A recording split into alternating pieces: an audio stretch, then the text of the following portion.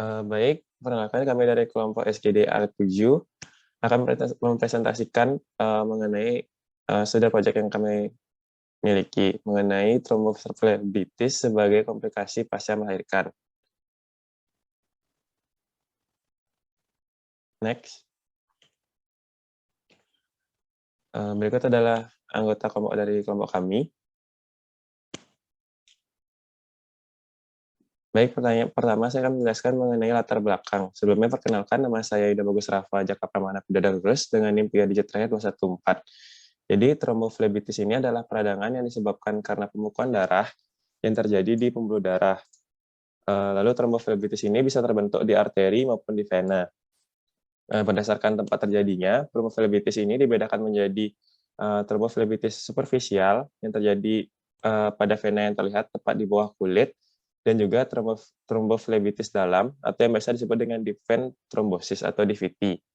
Nah, DVT ini kejadiannya saat kehamilan itu 5-12 kasus per 10.000 kehamilan dan postpartum 3-7 kasus per 10.000 kehamilan.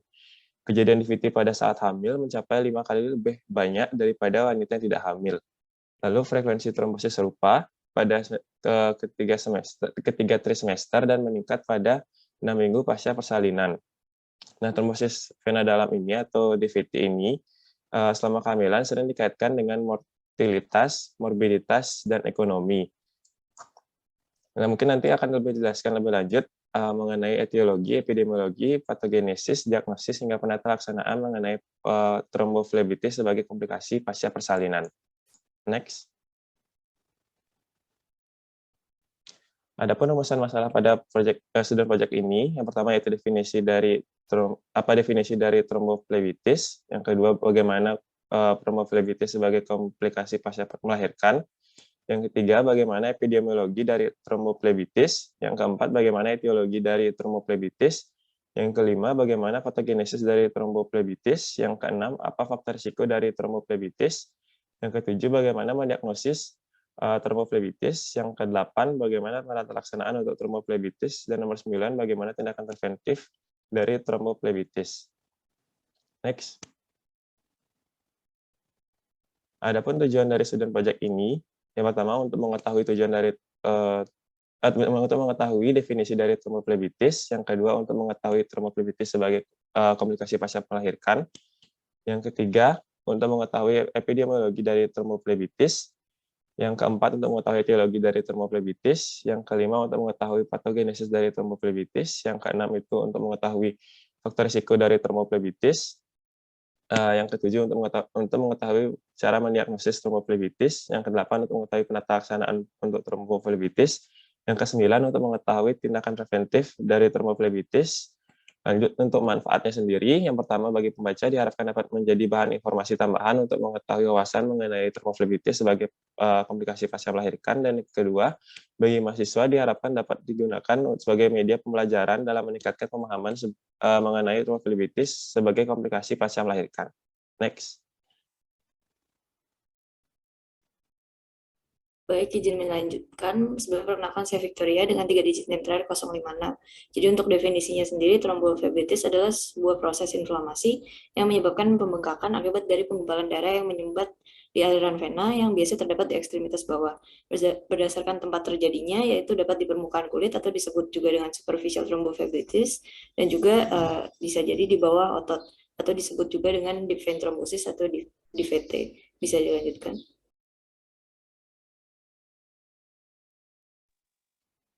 Baik, sebelumnya perkenalkan nama saya Agus Darmayasa dengan NIM terakhir 049. Di sini saya akan membahas sedikit mengenai tromboflebitis sebagai komplikasi pasca persalinan.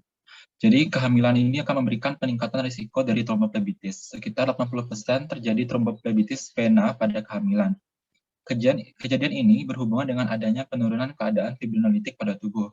Perubahan hemodinamik yang terkait dengan kehamilan dapat secara dramatis mengubah fungsi sistem vena ekstremitas bawah.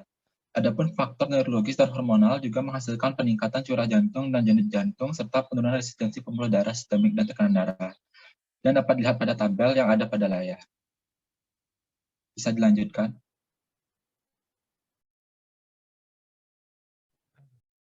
Baik, perkenalkan nama saya Made Argianta Wikananda dengan 3 digit NIM terakhir 210. Kejadian tromboflebitis pada kehamilan memiliki angka yang sangat rendah. Wanita memiliki risiko kehamilan hingga 5 kali lebih mungkin mengembangkan tromboflebitis selama kehamilan daripada saat tidak hamil. Insidennya mencapai 5-12 kasus per 10.000 kehamilan. Sedangkan pada postpartum terhitung sejak persalinan hingga 6 minggu setelah persalinan, insidennya mencapai angka 3-7 kasus per 10.000 kehamilan. Tromboflebitis memiliki frekuensi yang serupa pada ketiga trimester kehamilan dan juga meningkat pada 6 minggu pertama pasca persalinan. Bisa dilanjutkan?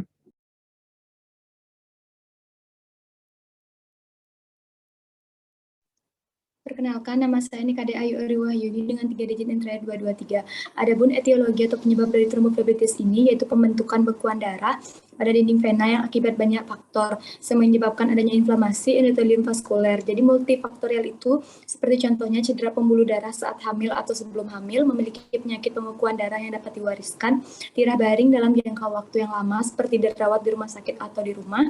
Selanjutnya ada perluasan infeksi endometrium, riwayat persalinan dengan posisi luteotomi yang sangat lama saat berusia 30 tahun ke atas, obesitas pada ibu hamil, riwayat tromboflebitis pada keluarga, serta adanya varises pada pembuluh darah vena sebelum hamil.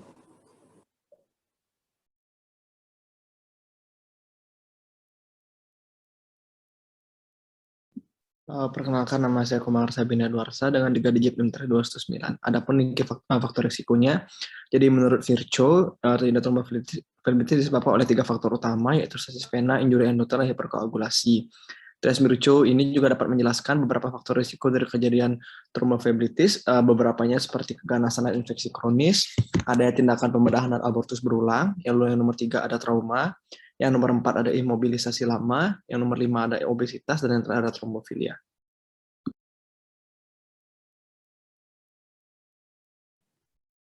Baik, perkenalkan nama saya Nilo Witarni dengan NIM 3 digit terakhir 187. Untuk patogenesis dari tromboflebitis ini diperkirakan karena adanya kateterisasi pada vena sehingga menyebabkan adanya inflamasi dan pembekuan trombus. Selain itu, kateter bisa dikatakan benda asing karena dimasukkan ke dalam tubuh. Adanya benda asing ini bisa menyebabkan trauma dan hal tersebut bisa menstimulasi terjadinya respon inflamasi. Tidak hanya itu, adanya iritasi akibat cairan infus, bahan dari kateter ataupun adanya bakteri pada kateter juga menyebabkan aktivasi kaskade inflamasi yang dimediasi oleh prostaglandin. Di area endotelial yang mengalami inflamasi berat akan terjadi bekuan darah atau blood clot yang selanjutnya terakumulasi. Bersama dengan hal tersebut, bekuan darah akan membentuk trombus, dan trombus yang terinfeksi akan menjadi tromboflebitis. Bisa dilanjutkan? Baik, perkenalkan nama saya Novia Sute Putri dengan 3 digit NIM terakhir 05. Jadi penegakan diagnosis untuk tromboflebitis ini dapat dilakukan dengan anamnesis dan juga pemeriksaan fisik. Di mana untuk anamnesis biasanya pasien datang dengan rasa nyeri yang terlokalisir, pembengkakan dan adanya rasa hangat yang dirasakan pada daerah vena yang mengalami tromboflebitis. Keluhan yang dirasakan oleh pasien ini harus diperluas dengan basic Secret 7 dan juga Fundamental 4. Kemudian untuk pemeriksaan fisik, di mana ditemukan vena yang terabang menyerupai tali, adanya rasa nyeri dan juga kemerahan, serta terjadi pembengkakan pada daerah yang mengalami tromboflebitis. Kemudian pemeriksaan laboratoriumnya, pemeriksaan penunjang seperti pemeriksaan Dedimer, ini untuk melihat aktivitas umum dari koagulasi dan fibrinolisis atau dapat juga dilakukan tes darah lainnya berupa international relation reaction. Kemudian untuk USG, di mana ini sebagai modalitas utama jika terjadi keraguan pada diagnosis dan dapat menentukan juga tingkat keparahan dari tromboflebitisnya. Next.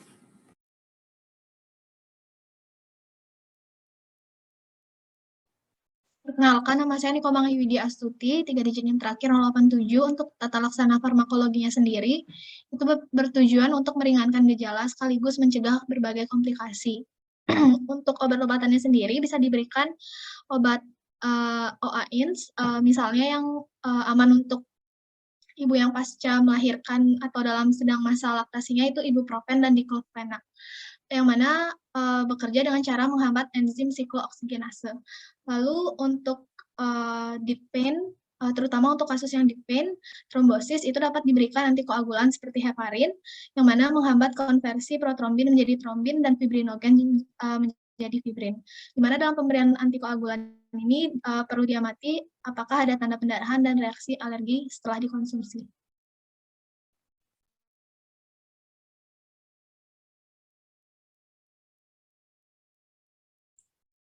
Lalu saya akan melanjutkan mengenai tata laksana non-farmakologi atau pengobatan alternatif.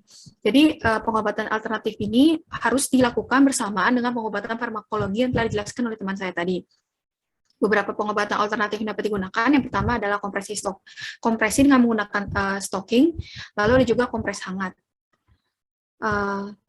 Lalu untuk kompres hangat pada bagian kaki yang sakit dan dapat menggunakan stocking ini dapat jadi alternatif dari penyembuhan, tapi bukan merupakan dari kunci utama dari pengobatan. Karena pengobatan utama harus tetap menggunakan yang tadi dijelaskan adalah heparin dan OAIMS. Lalu disebutkan dalam penelitian therapeutic effect of compression stocking versus no compression on isolated superficial vein thrombosis of the leg. Randomized clinical trial disebutkan bahwa penggunaan stocking dan penggunaan LMWH atau obat NSAID tidak terlalu signifikan dalam mengobati tromboflebitis, tetapi penggunaan stocking pada awal dikenalinya tromboflebitis dapat mengurangi regregasi dari trombus. Mungkin sekian.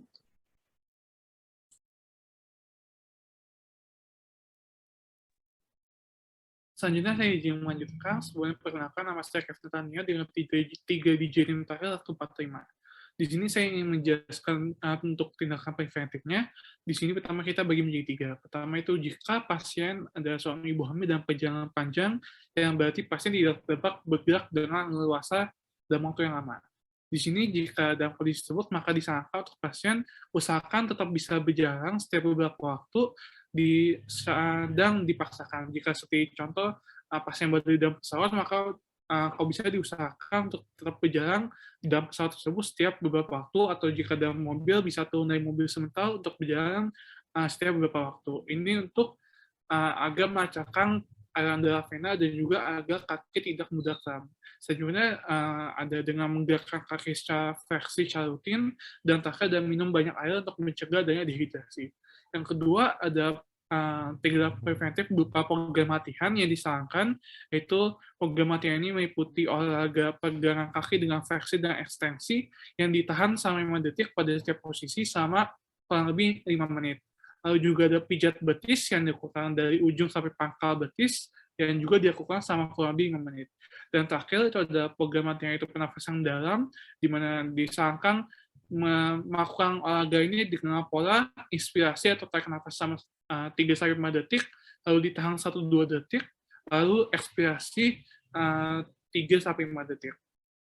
Yang terakhir ini ada intervensi postural, di mana untuk intervensi postural ini dia dilakukan dengan cara menaikkan kedua tungkai bawah dan ditahan agar melebihi dari posisi tubuh. Ini bertujuan untuk melancarkan aliran balik vena. Juga kita bisa menambahnya dengan memijak tungkai bawah agar memudahkan untuk aliran vena kembali dan juga mendilatasi dari vena-vena pada tungkai bawah tersebut. Dan untuk intervensi postural ini sendiri diusahakan untuk dilakukan sejak sedini mungkin agar nantinya sebagai tindak pencegahan untuknya supaya tidak terjadi DVT pada ibu hamil pada usia lanjut. Mungkin sekian, terima kasih. Bisa dilanjutkan. Baik, saya izin melanjutkan. Perkenalkan, nama saya Nenggara Prasustika dengan 3 digit NIM terakhir 022. Jadi untuk kesimpulannya, ini tromboflebitis adalah sebuah proses inflamasi yang menyebabkan pembengkakan akibat dari penggumpalan darah yang menyumbat aliran vena yang biasanya terdapat di eksentrikus bawah. Kehamilan memberikan peningkatan risiko dari tromboflebitis. 80% terjadi tromboflebitis vena pada kehamilan. Penyebab terjadinya tromboflebitis akibat adanya pembentukan bekuan darah pada dinding vena dipicu oleh banyak faktor, sehingga menyebabkan inflamasi endotelium vaskuler. Kejadian tromboflebitis pada kehamilan memiliki angka yang sangat rendah. Pada kehamilan, insiden tromboflebitis mencapai 5-12 kasus per 10.000 kehamilan, sedangkan pada postpartum terhitung sejak persalinan hingga 6 minggu setelah persalinan. Insiden mencapai angka 3-7 kasus per 10.000 kehamilan. Menurut Virchow, beberapa faktor risiko terjadinya tromboflebitis antara lain trauma, tindakan pembedahan, keganasan, infeksi kronis, imobilisasi lama, obesitas, trombofilia, dan abortus multiple. Patogenesis dari tromboflebitis ini diperkirakan karena adanya kateterisasi pada vena, sehingga akan menyebabkan adanya inflamasi dan pembukaan trombus. Selain itu, kateter bisa dikatakan benda asing karena dimasukkan ke dalam tubuh. Adanya benda asing dalam kateter yang masuk dalam tubuh bisa menyebabkan trauma, dan hal tersebut bisa menstimulasi terjadinya respon inflamasi. Di area endotelial yang mengalami inflamasi berat akan menjadi bekuan darah. Yang selanjutnya terakumulasi. Bekuan darah tersebut akan membentuk trombus, sehingga dengan adanya trombus yang terinfeksi akan menjadi tromboflebitis. Jadi next. Pada tahapan anamnesis, pasien akan mengeluhkan adanya rasa nyeri yang terlokalisir pada daerah vena yang mengalami tromboflebitis. Terjadi pembengkakan dan adanya rasa hangat yang dirasakan daerah vena yang mengalami tromboflebitis. Pada pemeriksaan fisik didapatkan adanya vena yang teraba menyerupai tali pada daerah yang mengalami tromboflebitis. Pemeriksaan penunjang lainnya berupa pemeriksaan laboratorium dan USG. Setelah sarana farmakologi pengobatan tromboflebitis pada ibu pasca melahirkan adalah golongan orange.